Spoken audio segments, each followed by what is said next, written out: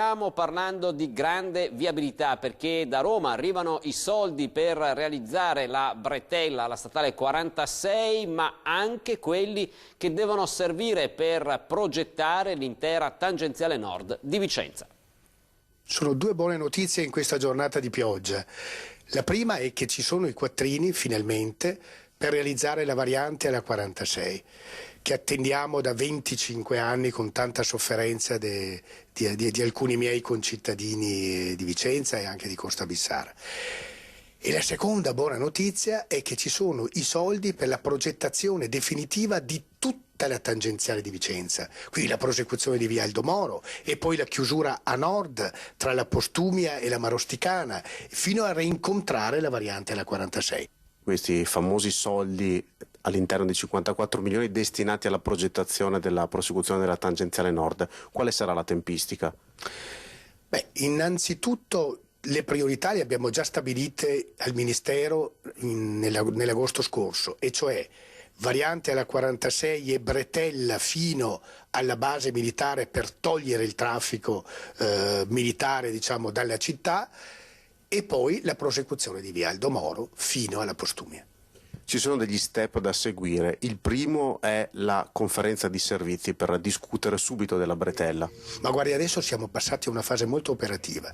Io penso che tra la fine di gennaio e la prima settimana di febbraio ci sarà la conferenza di servizi, che durerà un paio di mesi almeno, conferenza di servizi in cui tutti gli enti, tutti coloro che hanno qualcosa da dire lo diranno, e finirà con l'approvazione del progetto definitivo e quindi finalmente il bando per l'assegnazione dell'opera. È un gioco di squadra che ha funzionato e che ha visto insieme finalmente non solo i parlamentari di maggioranza ma anche quelli di minoranza, e quindi funziona, e questo io mi auguro che possa funzionare anche per altre grandi partite che sono aperte, come ad esempio la TAV, cioè i treni ad alta velocità.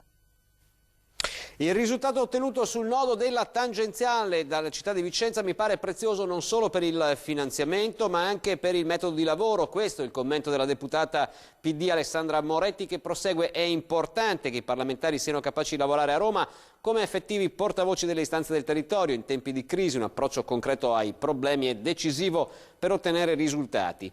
Leggo con particolare piacere e interesse la notizia del notevole passo avanti avvenuto in relazione alla realizzazione della bretella. Commenta il consigliere comunale Roberto Cattaneo: sento il dovere di mettere in chiaro che l'impegno del Presidente della Commissione Bilancio regionale Costantino Toniolo è stato fortissimo, altrimenti la pratica si sarebbe persa ancora una volta nella burocrazia.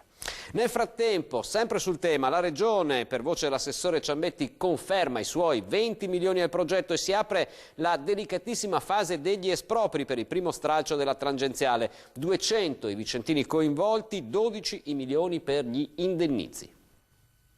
Tirando le somme sul piatto per la bretella dell'Albera e il raccordo con il Deldin si contano ora 74 milioni di euro, 54 come detto stanziati dal governo, 20 dalla società Autostrade e altri 20 in arrivo dalla regione. E proprio su quest'ultimi oggi è arrivata una conferma al sindaco Variati da parte dell'assessore regionale a bilancio Roberto Ciambetti. I soldi arriveranno in 2 tranche di 10 milioni ciascuna.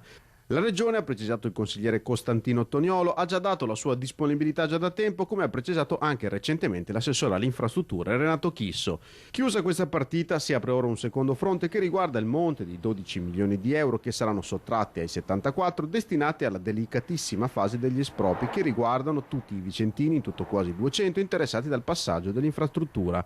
In particolare le aree da espropriare in via definitiva complessivamente sono pari a quasi 500.000 metri quadrati. Di tutto il progetto della tangenziale di cui oggi si comincia a vedere la forma, l'unico tassello che rischia di essere realizzato per ultimo, dopo la bretella, il prolungamento di via Aldo Moro e l'interrato di Saviabona, sarà il passaggio a Ponte Marchese. Un tratto dal punto di vista idrogeologico complicato, ma che non sembra impossibile. Ma prima di arrivare a questo punto, la grande U attorno a Vicenza dovrebbe già aver preso corpo. Il Tribunale del Riesame ha tolto i sigilli posti poco più di un mese fa dalla Guardia di